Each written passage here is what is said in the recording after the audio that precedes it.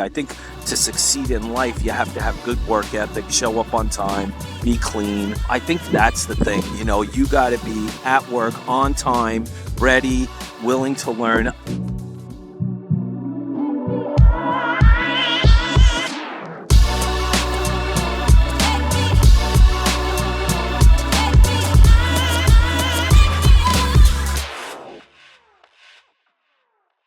Just so you know, when I was 13 years old, I did a gig job for a summer, and here we are still doing the gig job for the summer a lot of years later. So, Yeah, so how did that happen exactly? How did you progress? so all of the guys that I used to hang out with when I was younger, as a matter of fact, one of them's in town today. Um, they all 5, 6, 7, 10 years older than me, and they all worked in this Italian spot here in New York. And they were like, "You got to come. We have a dishwasher position open." And I was 13 years old, and I was like, "They're not going to hire me. I'm 13 years old."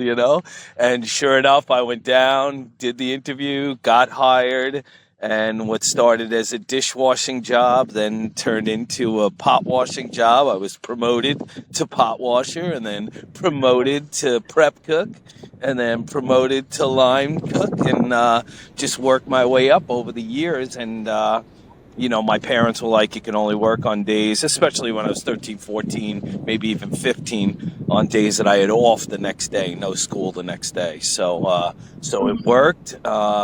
And like I said, what started as a summer job in 1980, here we are 45 years later, still doing it. And then about 20 years ago, I got into the TV side of stuff. So I started filming. Cameras came into a kitchen, and everybody with felony records or misdemeanor records or ex-wives hiding in the kitchens back in the day in New York, all scattered. And I was the one that got thrown in front of the camera every time. And I was like, "Yeah, I'll talk to a camera, sure." So, and I've owned 5 restaurants over the years. I've worked in probably 1,000 kitchens over the years, with the travel and the TV shows and all that stuff. And, I'm super, super fortunate because everybody looks at me and says, "I want to do that," and, unfortunately, I don't think I would love for everybody to have this lifestyle and this life, but, I would think that I got lucky, right place, right time, just hard work, stay away from drugs and alcohol, which are prevalent to this business, and gambling and womanizing and whatnot, and if you can stay clear of 2 of the 3, pick any one of your poisons, you'll survive in this business. But yeah, I've been super, super fortunate, and, it's a demanding industry. I still work. This past week, I worked 70 hours, and, but to me, it's not work. It's a lifestyle, so. How does your typical workday look like? Well, it's a lot different now, and it depends. Like, I call Montauk, I call the Hamptons where I am now, I call this is my off season, So my on season is the NFL, the football, football here in America. And I'm working with the Food Network and different, food and wine festivals and whatnot. So it's vastly different than the restaurant consulting that I do out here in Montauk. So my typical day, up by usually 6, 7 o'clock, I do trade stocks too, and I do have interests in about 5 or 6 different companies that I sit on the board of directors on or have an investment piece with. So, I'm usually up 6, 7 o'clock in the morning, usually out of the house. I bike everywhere. So I have a couple of different electric mountain bikes. So I cruise, Montauk is it's a beach town and very accommodating to bikes, electric bikes and whatnot. So, I'm up early, down usually in my office on the water. I'll send you pictures of that too. That's even, if I was working, if you called me yesterday, you would have caught that office. That's an office.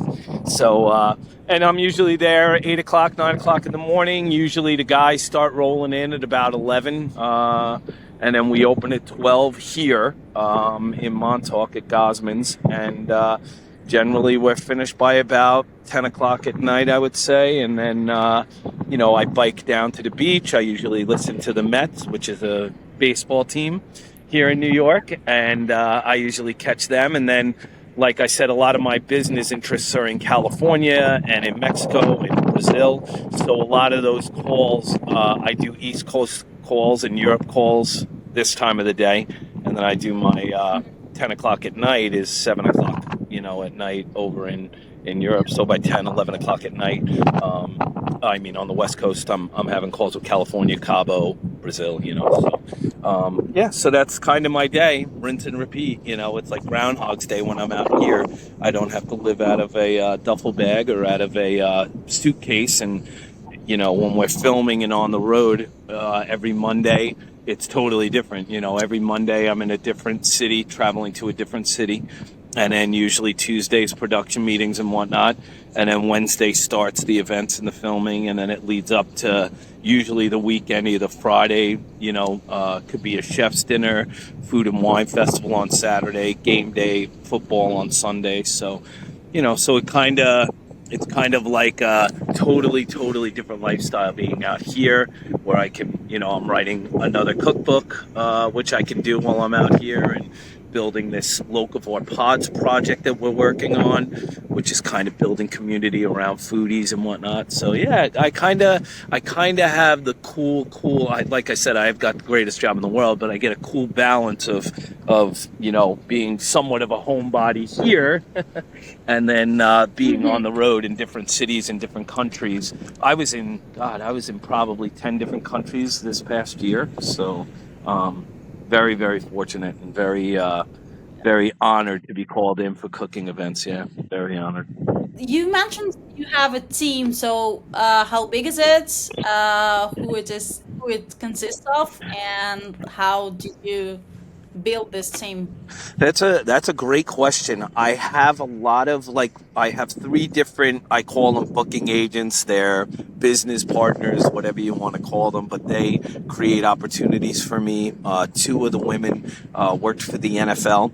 Again, for football, I surround myself with power women too, just so you know, which I love doing that. But so I have these two women that book me into events. They know every NFL player and all the team management and ownership and whatnot. So I get called, like, if there's an event, San Francisco, if there's an event that weekend and somebody, a celebrity or something, or an athlete doesn't want to bring an entourage to a restaurant, we provide food service, whether it's an Airbnb or we get we rent out a commercial kitchen or whatnot. So, and the cool thing is every week's different, and that's what I kind of love about it. So my team for on the production side of stuff, on the filming side of stuff, is probably about 5 or 6 people: editors, producers, directors, and whatnot.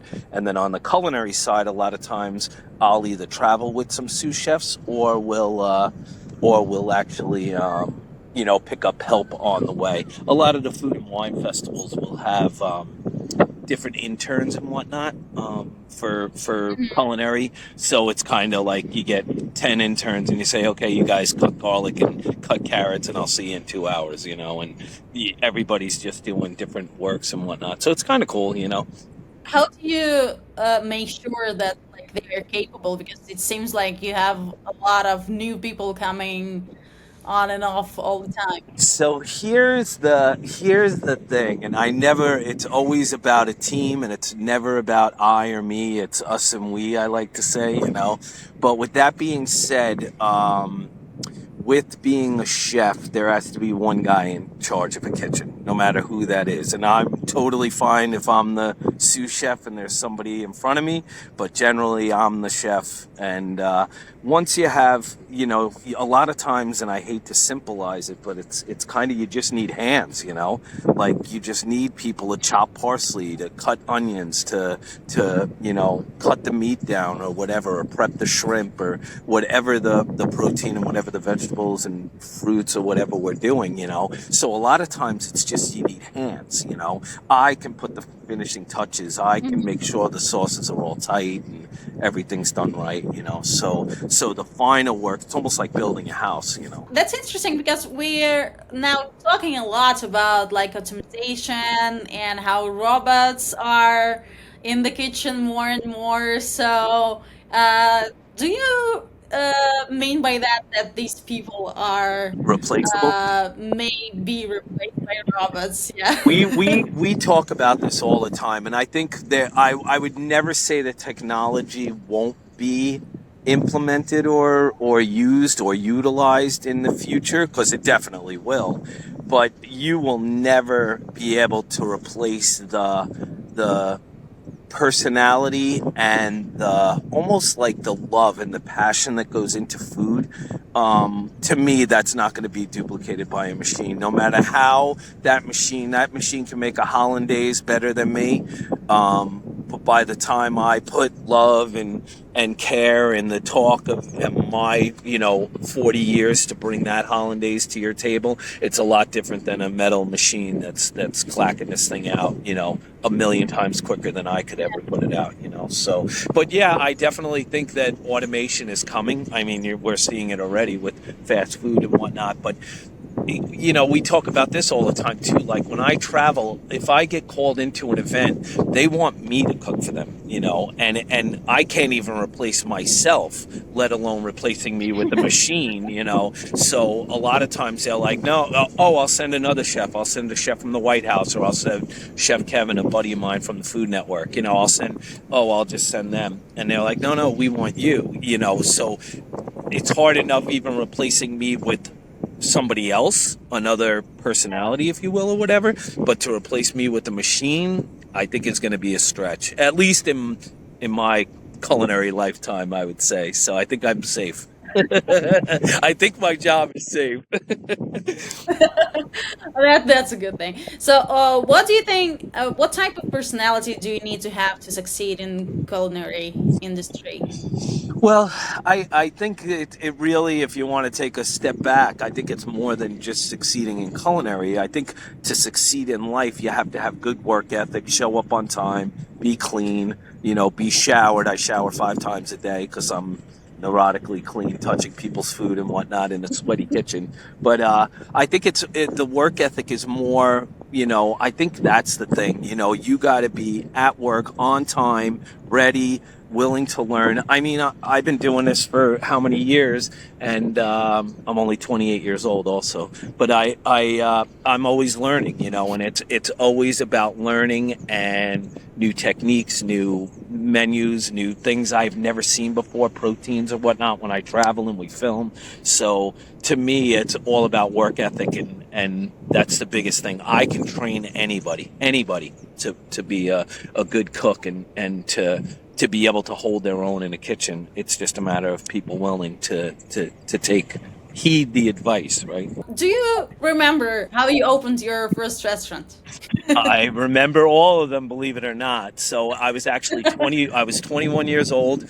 It was a rundown. 21. It was a rundown sports bar. You had to be 21 to own a liquor license in New York.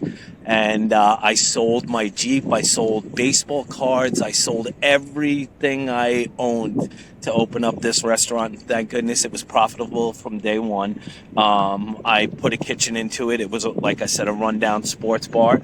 And we started doing almost $1 million a year right out of the gate. So, and this was a number of years ago. So, How? yeah, How? yeah. So, Like everyone I talk to in this industry, they say it's always a struggle, and it looks like everything is so easy for you. it How? it it it's weird because I've heard this before, and it pains me because I do not like to. It feels like I don't even want to say the word bragging, but I don't like. Again, I'll go back to luck. I think I was lucky. I filled a niche. The first place I owned was a working class town. I had lived in the town for a number of years. The building became available, and I got in there, and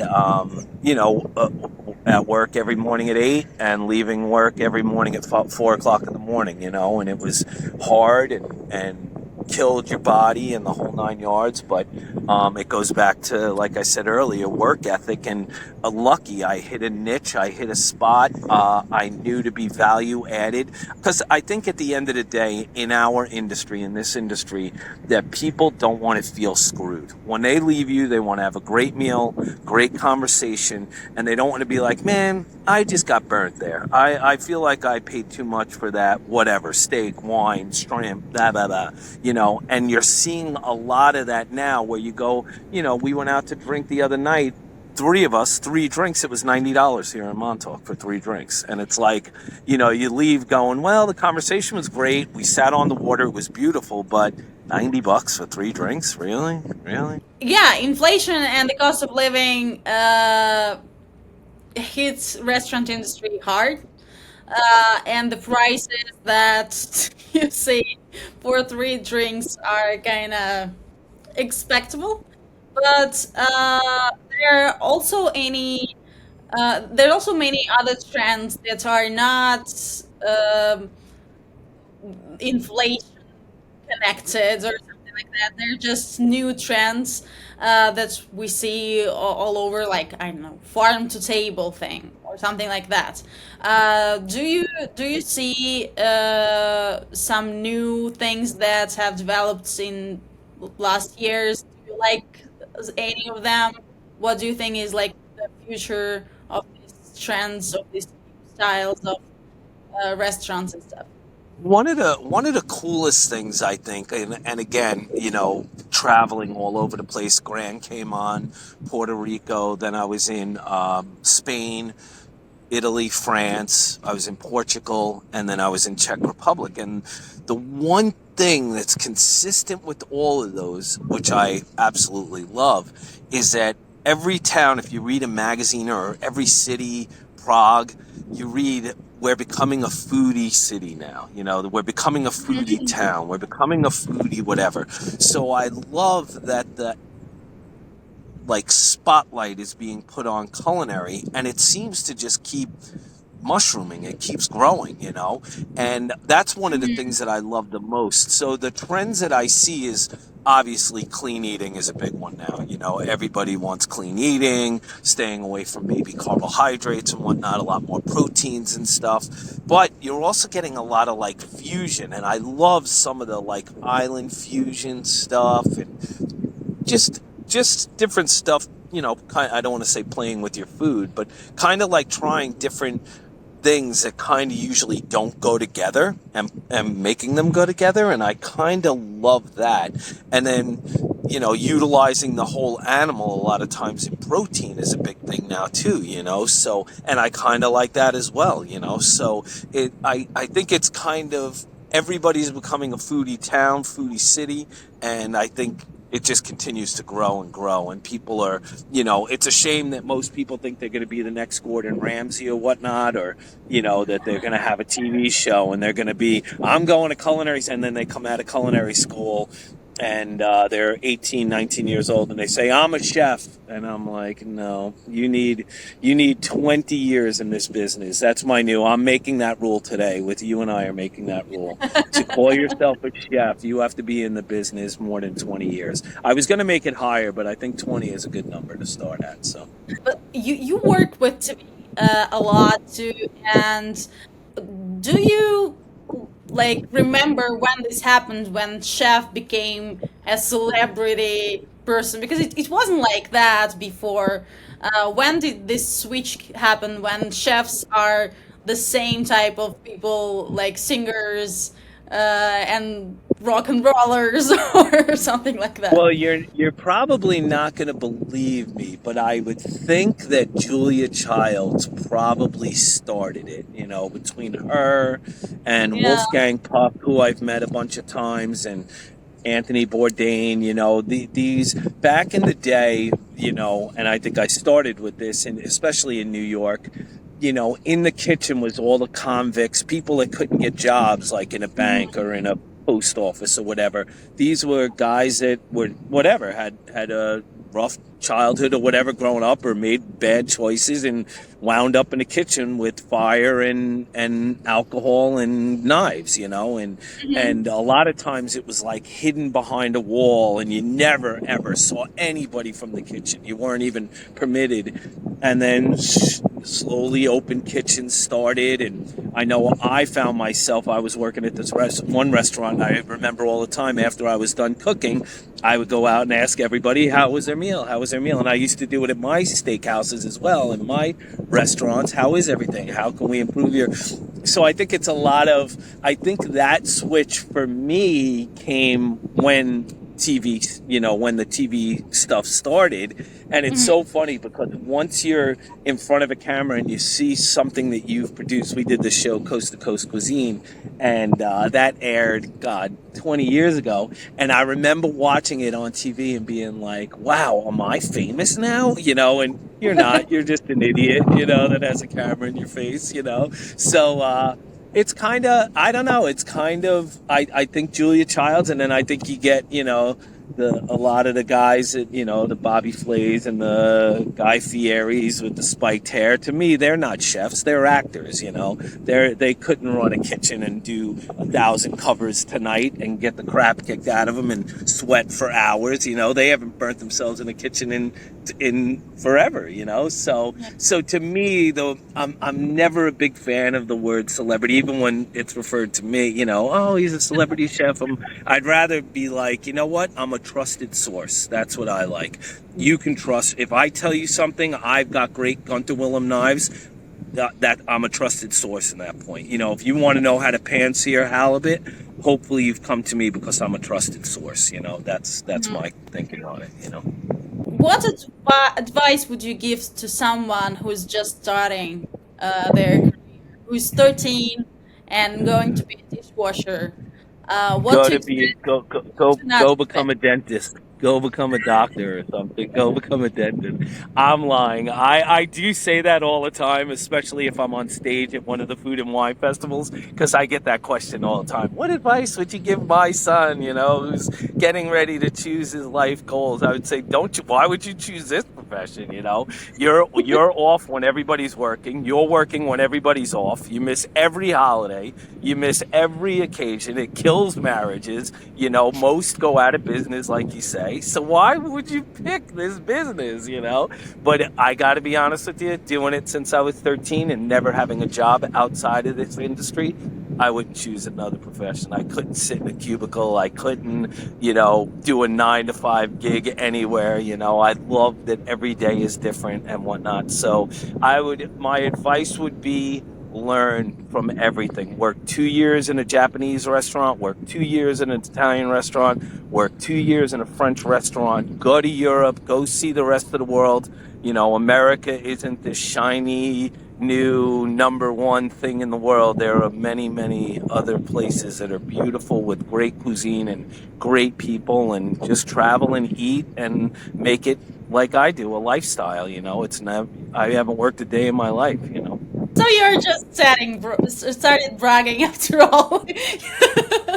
You said you The would. bragging part is I figured out how to never work a day in my life, because it really, Yeah. I mean, even like the other night, we got crushed. I mean, tickets in the window, wait for tables, blah blah blah, which happens all the time. Like, that's our Super Bowl. It's like, let's go. We don't want to be sitting around waiting for tickets and, all of us all prepped up and ready to go, and it rains because it's an outdoor restaurant or whatever. It's like, we want to get the crap kicked out of us. Let's go. Let's do this, And to me, it's like Super Bowl Sunday when we're jamming.